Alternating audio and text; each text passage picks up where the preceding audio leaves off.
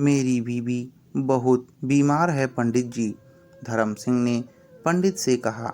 न जाने क्यों उस पर दवाओं का असर नहीं होता है। जब वह मुझे घूर कर देखती है तो मैं डर जाता हूँ।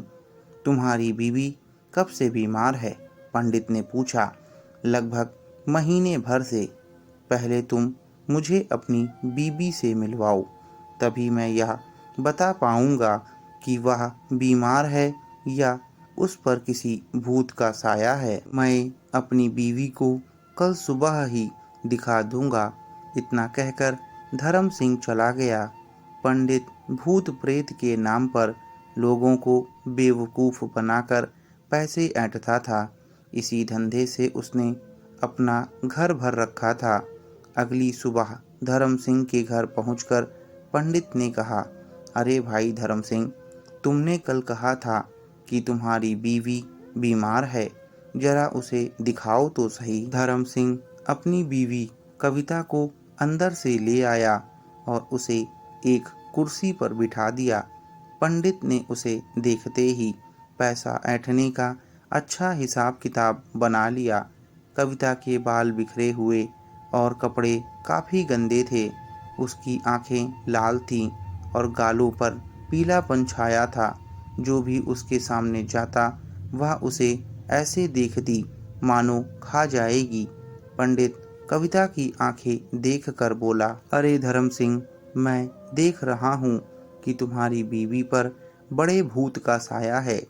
कैसा भूत पंडित जी? धर्म सिंह ने हैरानी से पूछा। तुम नहीं समझ पाओगे कि इस पर किस किस्म का भूत है। पंडित बोला, क्या भूतों की भी किस्म होती है? क्यों नहीं, कुछ भूत सीधे होते हैं, कुछ अड़ियल, पर तुम्हारी बीवी पर। पंडित बोलते बोलते रुक गया। क्या बात है पंडित जी, जरा साफ साफ बोलिए। यही कि तुम्हारी बीवी पर सीधे साधे भूत का साया नहीं है, इस पर ऐसे भूत का साया है जो इंसान की जान लेकर ही जाता है। पंडित ने हाथ की उंगली उठाकर जवाब दिया। फिर तो पंडित जी मुझे यह बताइए कि इसका हल क्या है? धर्म सिंह कुछ सोचते हुए बोला।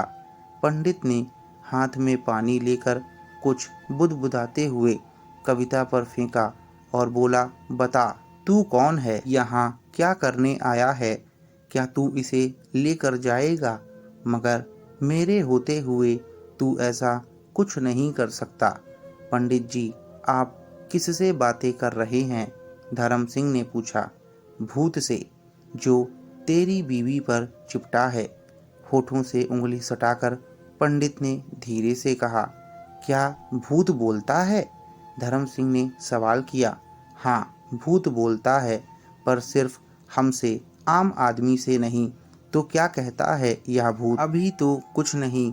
तुम कल एक काम करना, अपने घर में एक कमरा खाली करना और मैं आकर उसमें कुछ विधान करूँगा, जिससे मुझे सही से मालूम पड़ेगा कि वो क्या कहता है। अगले दिन पंडित धर्म सिंह के घर आया और उसने कविता को उस कमरे में बुलाया और धर्म सिंह को कमरे से बाहर रहने को कहा और दरवाज़ा अंदर से बंद कर दिया। कुछ देर बाद अंदर से कविता के चीखने की आवाज़ें आना शुरू हो गईं और वो बस एक ही बात बोल रही थी, मुझे छोड़ दो, मेरे साथ ऐसा ना करो, मुझे छोड़ दो। बाहर खड़े धर्म सिंह ने जब ये आवाज़ें सुनी तो वो परेशान हो गया कि न जाने अंदर क्या चल रहा था।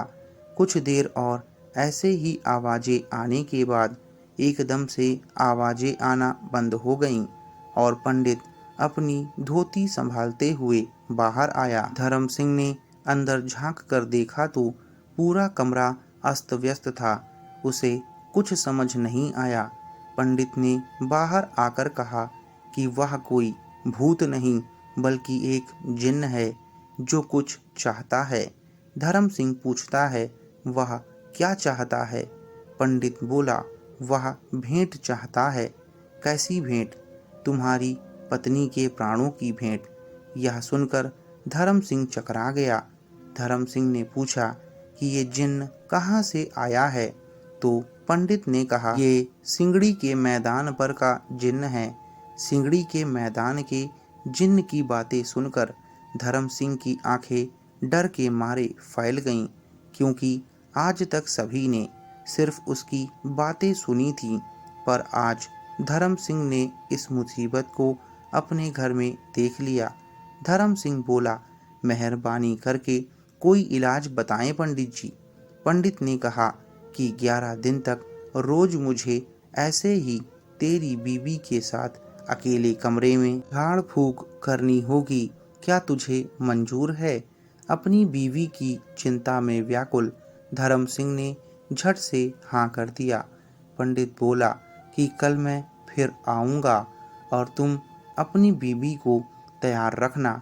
अब पंडित रोज अपने साथ एक तेल की शीशी और कुछ धुआं करने वाले सामान लाता और उसकी बीवी के साथ अकेले कमरे में जाकर धुआं करता और अंदर से खूब आवाजें आने लगती। पता नहीं अंदर क्या होता था।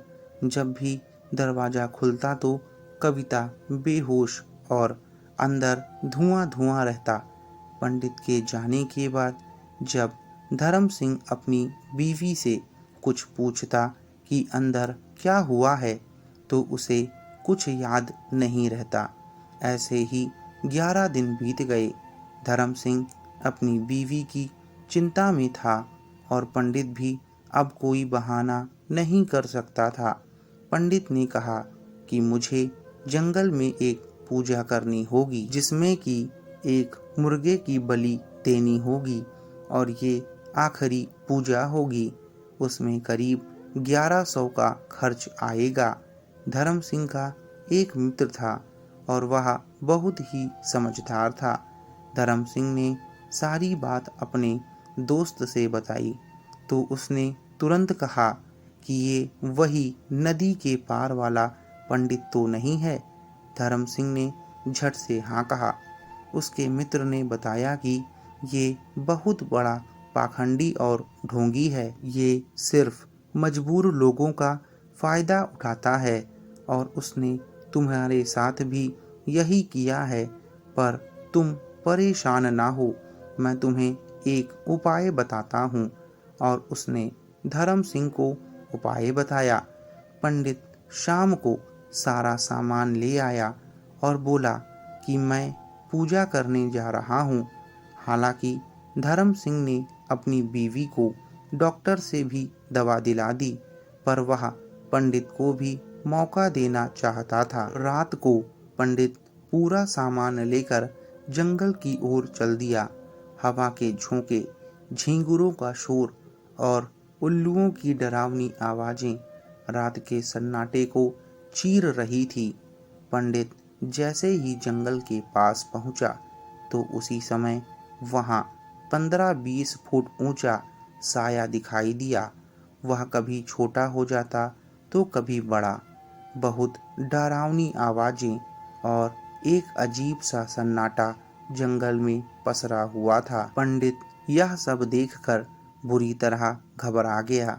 हिम्मत करके उसने पूछा, क कौन है तू? मैं जिन्न हूँ। तू क्या चाहता है? मैं तुझे खाना चाहता हूँ। क्यों? मेरी क्या गलती है? पंडित ने डरते हुए पूछा। क्योंकि तूने लोगों से बहुत पैसा ऐंठा है और गलत फायदा उठाया है। अब मैं तेरे खून से अपनी प्यास बुझाऊंगा। कहते कहते जिन्न धीरे धीरे नजदीक आ रहा था। पंडित के हाथों से सामान तो पहले ही छूट चुका था। ज्यों ही उसने मुड़कर पीछे की तरफ भागना चाहा, उसका पैर धोती में अटक गया और वह गिर पड़ा। जब पंडित को होश आया तो उसने अपने आप को बिस्तर पर पाया। वह उस समय भी चिल्लाने लगा, बचाओ बचाओ, सिंगड़ी का जिन्न मुझे खा जाएगा। कौन खा जाएगा? कैसा जिन्न पंडित जी? पंडित के कानों में धर्म सिंह की आवाज गूंजी। पंडित ने आंखें खोली तो अपने सामने धर्म सिंह वह गांव के तमाम लोगों को खड़ा पाया। पंडित फिर बोला, जिन जिन्न नहीं पंडित जी, आप बिना वजह ही डर गए हैं। वह जिन्न नहीं था। धर्म सिंह ने पंडित को थपथपाते हुए कहा। तो फिर कौन था वह? वहाँ मैं था पंडित जी, आप तो यूं ही डर रहे हैं, धर्म सिंह ने कहा। पर वह तो कभी छोटा तो कभी बड़ा हो रहा था। पंडित बड़बड़ाया, ना ना, नहीं, तुम नहीं हो सकते। क्यों नहीं हो सकता? मैं वही नज़ारा फिर दिखा सकता हूँ। इतना कहकर धर्म सिंह काला कपड़ा लगाकर लंबा बांस ले आया। उसने बांस से कपड़ा कभी ऊंचा उठाया तो कभी नीचा किया और खुद को बीच में छिपा लिया। तब जाकर पंडित को यकीन हुआ कि वह जिन्न नहीं था। तब पंडित ने अपनी सारी करतूत गांव वालों को बताई और वह शर्मसार हो गया। धर्म सिंह ने पंडित से कहा, इस दुनिया में ना तो भूत हैं, ना ही चुड़ैल और ना ही जिन्न। यह सारा चक्कर तो सरासर मक्कारी और फरेब का है। आप जैसे चंद लोग पैसे के लालच में भोले और मासूम लोगों का फ़ायदा उठाते हैं और आपकी सही जगह जेल है। तो दोस्तों, कैसी लगी आपको ये कहानी? हमें कमेंट में ज़रूर बताएं। आगे भी ऐसी ही कहानियों के लिए हमारे चैनल को सब्सक्राइब करें और ऐसे ढोंगी बाबाओं से हमेशा सतर्क रहें और अपने परिवार का ख्याल रखें।